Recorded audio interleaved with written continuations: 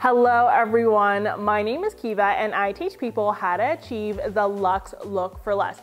In today's video, we're talking about the fact that money does not equal style. You can have all the money in the world and your house can still look horrible. But I'm giving you 8 interior design tips that if you apply, your house will look fantastic even if you're working with a teeny tiny budget. Before we get into today's video though, please don't forget to subscribe, like this video, and check me out on Instagram, but let's get into it.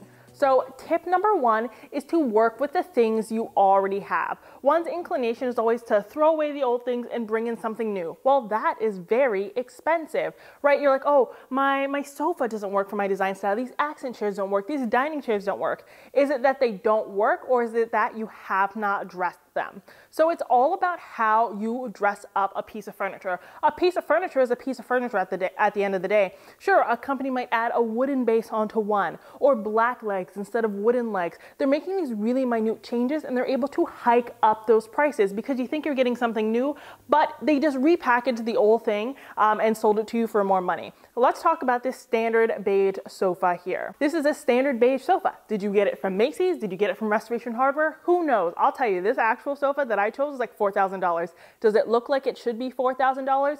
Absolutely not. But this is your generic beige sofa. You could have bought it for $500. It doesn't really look like anything, but let's dress it up. We're going to add some pillows and a throw blanket and it looks like a brand new sofa.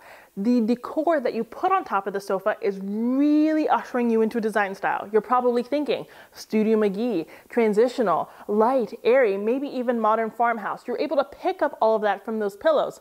Well, those pillows are $17, $40, $35.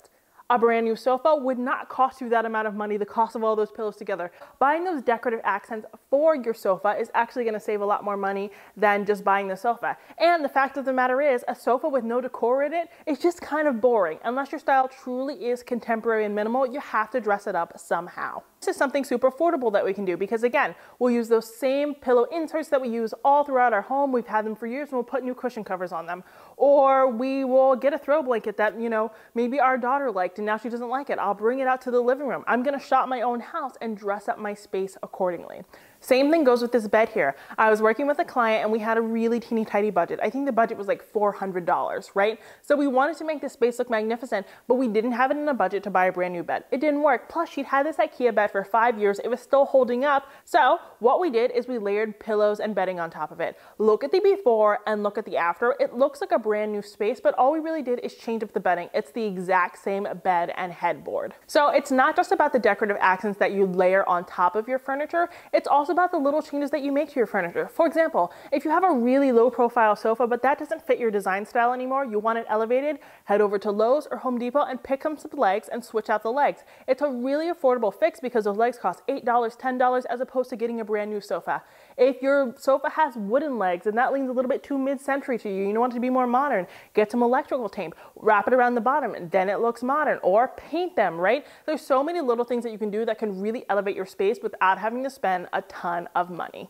And the last way to really dress up your existing furniture is to swap out the cushions. For example, this sofa that I'm on here, it came with like 10 cushions. There were side cushions, there were back cushions, there were even throw pillows. But sometimes those throw pillows that come with those sofas from those big box stores, they're ugly. So I took off the side cushions, I just had the back ones on, and then I put on my own throw pillows. It was just a minor switch, but it really changed up the way the space feels. So make really minor changes like that. It is a lot more affordable than switching out your sofa. Plus, you'd have to do this anyway if you bought a new sofa. So start with this first and see if maybe you don't have to buy a brand new thing at all. The next step to decorating your dream space on a dime is to purchase a rug. So a lot of people on the internet, a lot of designers kind of downplay the importance of a rug. But when you're dealing with a really small budget, the rug does everything because we need something to really usher in your design style. If I put a black rug down, if I put down a rug that has really geometric designs, I might say, ooh, contemporary, modern, something like that, maybe mid-century.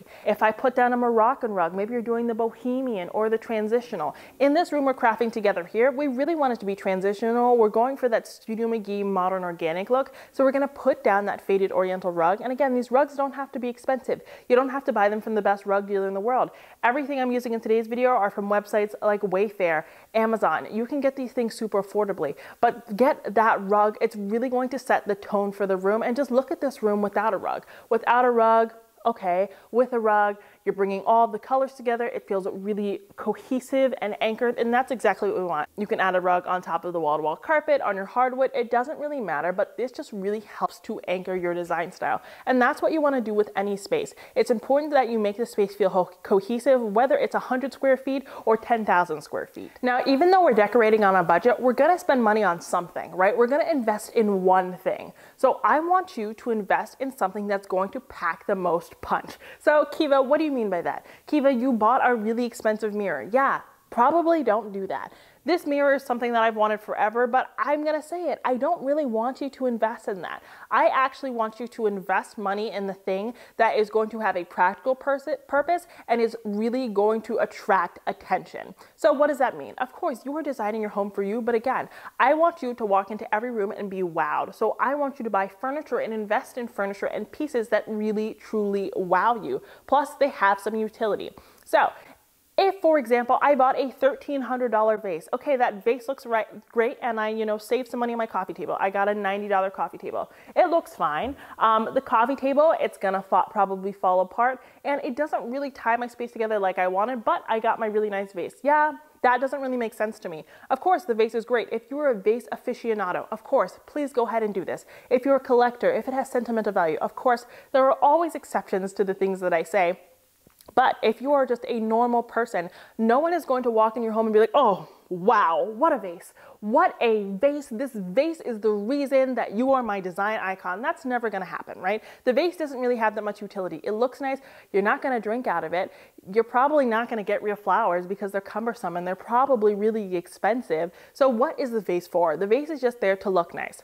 Well, I say maybe we invest in those things, again, that have some utility and they really, really pack a punch. So a coffee table, for example. This coffee table, it looks great. It's interesting to look at. It has a light top, so it's brightening our space, but it has a wood bottom. So we're introducing a new texture, a new material to the space. Again, very visually and texturally interesting. Plus, it has a purpose. It can hold all of our stuff because we all have things, right? We all use our coffee tables for stuff, so we need somewhere good to put it. Something that is hefty and strong and is going to stand up to everyday use. Putting your cups on there, putting your legs on there. I know you guys do that. Don't try to tell me otherwise. So sure, maybe we'll spend $900 on this coffee table. Yeah, that's a lot of money, but again, we're splurging on one thing and we're going to save money on a vase. I'm going to go to the Dollar Tree and I'm going to use that baking soda trick to make this vase look really nice and textured. So the vase ends up costing me $5 as opposed to $1,000 because that for us just doesn't make sense with our budget. But you want to splurge on the thing that you can see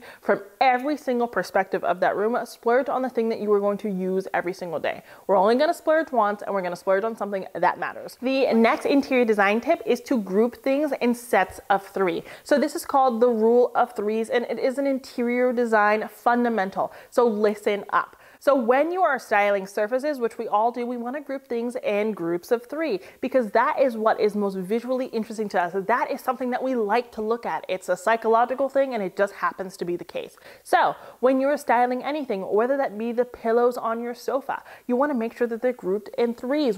3 pumpkins exactly alike sitting right next to each other. No, that's not the point.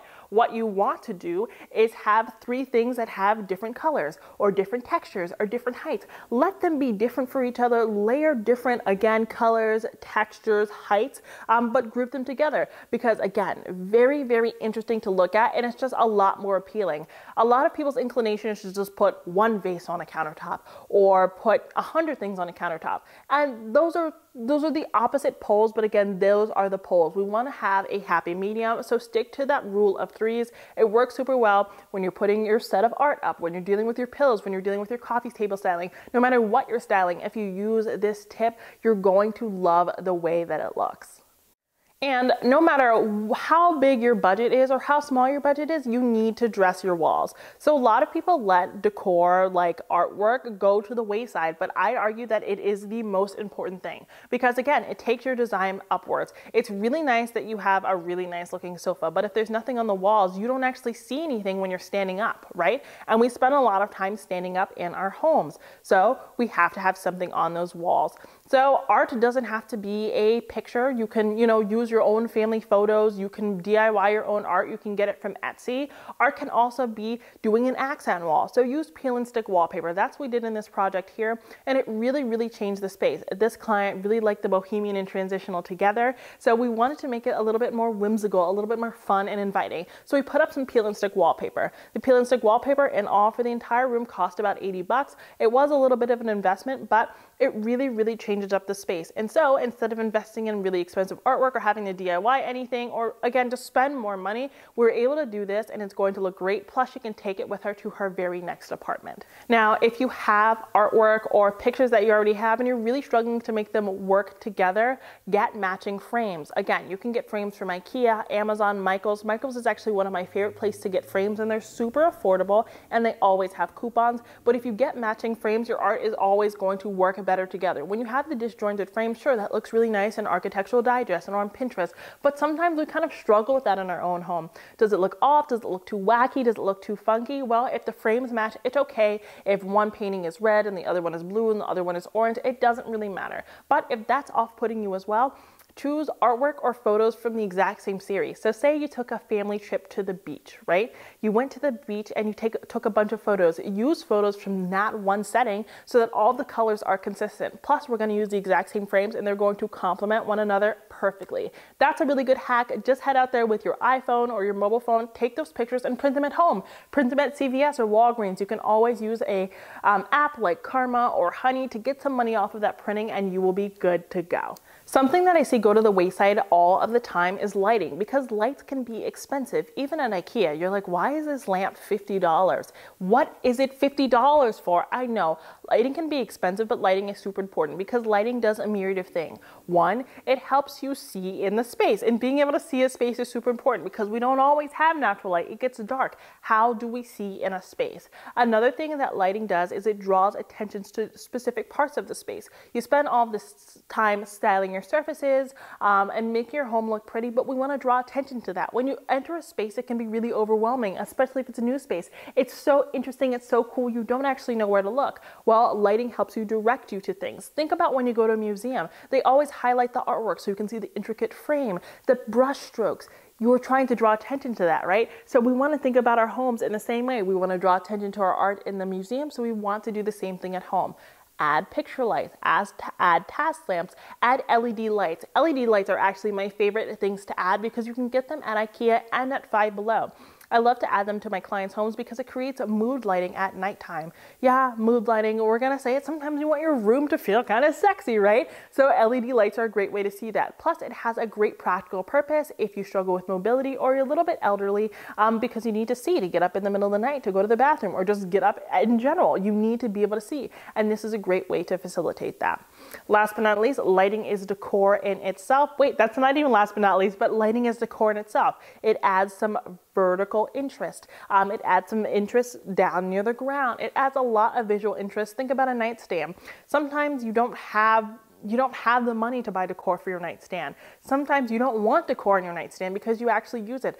The light acts as decor, plus it helps you wind down for bed, because I don't know anyone who goes to sleep after having that bright light on and they're just asleep. That doesn't happen. You need to wind down sometimes, and not everyone has a light on a dimmer switch or can afford the Philips Hue. So this is a great way to ease that transition. Last but not least, truly this time, lighting is super important because it helps to segment a space.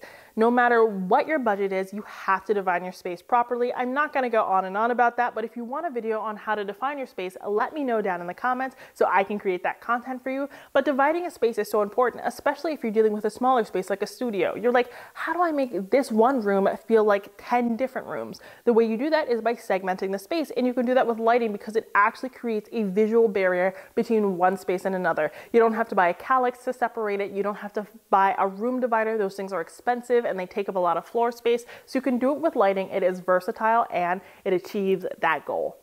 The next way to design any space on a budget is use leftovers from a previous project. So people will paint a room and then they'll just put the paint in the garage and never use it again. use that paint. Sometimes people use wallpaper in a project. Use that wallpaper. You stuff all these things in your garages and your utility rooms and you forget about them, but let's use them again. Using the same things used in one part of a home in a different part of the home is actually going to create uniformity and cohesion, and those are things we want in any space we're designing. So it's actually better to use those leftovers instead of getting rid of them. So if you painted a wall hunter green in one room, maybe use that hunter green to create an accent wall in one room, or to paint a piece of furniture that you have that you don't like the color of anymore, you're going to repurpose that paint. For example, if you wallpapered one room polka dots and don't want to wallpaper another room polka dots, you can use that exact same wallpaper, use it in a frame, and then you have a custom piece of art and you're tying in the same colors and patterns and textures that you had in another room for absolutely free. Don't be afraid to use those leftovers and shop your own home. You gotta stop telling yourself that you can't DIY things, that you can't repurpose things. Repurposing things is better for the environment and it's also great for your wallet. You can repaint that piece of furniture. You can DIY your own art. You just need to have a little bit of patience. And there are a ton of phenomenal creators on YouTube and Instagram who are here to show you how to DIY those things. I work with clients all the time. They're like, Kiva, I wanna create this. Let's brainstorm how to make it together. Yeah, let's totally do it. Let's figure out how we can do this thing affordably. And the last tip for decorating any space on a budget is to shop the high-end stores first. You're like, wait, Kiva, didn't you tell me to save my money, not to splurge on anything? You're right. But what I want you to do is head to those luxury stores, whether that be Restoration Hardware, CB2, Ethan Allen, whatever luxury means to you, and shop those stores. Figure out the things that you like and you don't like from those stores. Craft your dream space using those luxury items. Go big or go home, right? Because we actually want to craft a space that we enjoy. We don't want to settle, because when we settle, we are unhappy and we lose momentum. We don't finish decorating the space. So shop those high-end stores and create your dream room. Then find dupes for those products. Use those description boxes. Use those descriptions and reverse search them in Google. Find dupes for your items, but figure out what your dream space would look like if you weren't confined by money or time or anything like that, and then figure out how to make it happen affordably. If there is a will, there is a way. But if you don't have a design vision, if you don't feel confidence in your design vision, if you are not excited about your design vision, it's not going to happen. I am right there with you. It's not going to happen. If I'm not excited about a project, the project doesn't happen in my own home, even though I design for a living. That is the case because we want to feel excited about the things that we're doing. Okay, guys, that's it for today's video. Those were 8 interior design tips on how to design your dream space on a budget. Again, no matter what your budget is, if you apply these tips, your space is going to look fantastic. And if you take away anything from this video, it should be that you should shop your own space and you should be excited about whatever space you're crafting. If you like today's video, please don't forget to subscribe, like this video, and check me out on Instagram. And until next time, have a beautiful day.